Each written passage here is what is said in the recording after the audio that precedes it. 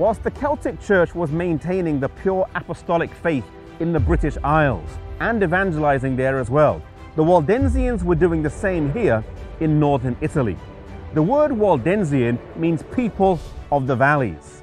Originally though, in Italian, it was Valenses with a V. It was translated into the French as Vaudois. But in the 12th century, the V changed to a W and one of the L's became a D, from where we get the name Waldensian today. The Waldensians did not see themselves as reformers. They did not see themselves as needing to separate from Rome, for they said, we have never belonged to it. They said they are part of the apostolic faith and could trace their origins all the way back to the early centuries. In fact, when we look at the history of the Waldensians over several hundred years, if not millennia, we can see that they were around in the very early centuries, in the 4th century with Vigilantes. We can see them in the 7th, the 8th, the 9th century.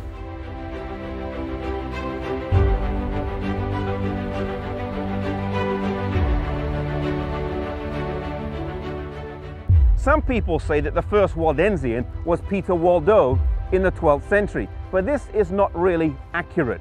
Whilst it is true that Peter Waldo was a merchantman from Lyon, he did sell all of his goods and commit his life to the preaching of the gospel.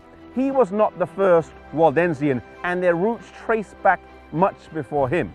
In fact, one of the early names for the Waldensians was actually the word insabati, showing clearly that the Waldensians were Sabbath keepers, as they were named after the very day upon which they worshipped.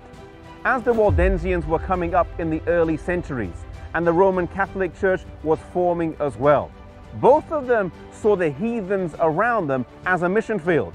But whilst the Roman Catholic Church used the power of the law and the sword and political alliances to win people over, the Waldensians put their faith in the strength of God's word.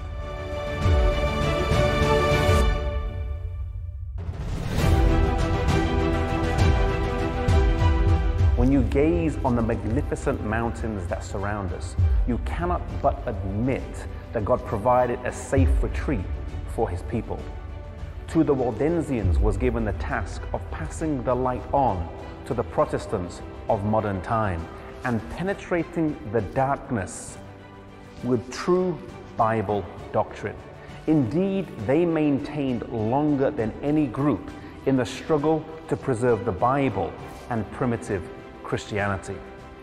In upcoming episodes, we're going to see the caves in which they hid and where they met for worship.